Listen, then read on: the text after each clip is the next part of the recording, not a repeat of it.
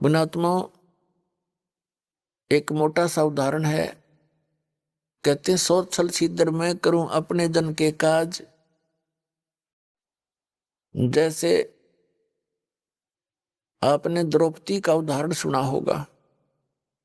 आपने केवल इतना सुन रखा है कि द्रौपदी का चीर बढ़ा दिया श्री कृष्ण जी ने। श्री कृष्ण नहीं बढ़ा सकता एक तिल भी। श्री कृष्ण का तो कोई औकात ही नहीं। कहते मासा घटे ना तिल बढ़े, विद ना लिखे जो लेख, और सच्चा सतगुरु मेट कर ऊपर मार दे मेख।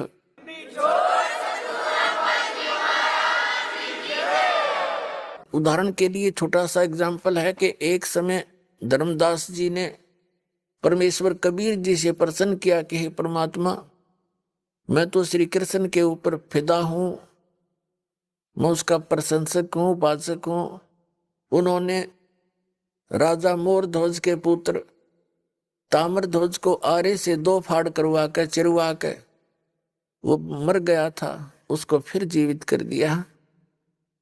आप कहते हो ये कुछ कर नहीं सकते। परमात्मा ने कहा कि धर्मदास, और थोड़ा सा आगे भी सोचो।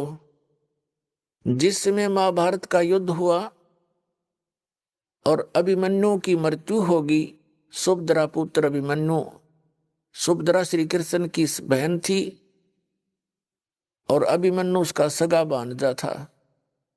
सुभद्रा रो रही थी, पांडवों का कुल नाश हो रहा था। श्री कृष्ण रो रहा था और श्री कृष्ण अभिमन्यु को जीवित नहीं कर सका। और वहां मोर ध्वज के पुत्र को जा पंगा लिया, उसको चीर कर जीवित कर दिया। तो वहां उसको क्यों ना जीवित किया? धर्मदास जी कहने लगे, भगवान आप ही बताओ, ये तो हमारे बुद्धि कभी काम ही नहीं करी ऐसी। तो परमात्मा ने कहा कि ये जैसे मोर ध्वज के पुत्र ताम्र ध्वज की आयु शेष थी, तो उसने उसको आप पे मार दिया और आप पे जीवित कर दिया, तो जादूगर करके दिखा देते हैं। लेकिन अभिमन्यु को क्यों नहीं जीवित कर सका? क्योंकि उसकी आयु शेष नहीं थी।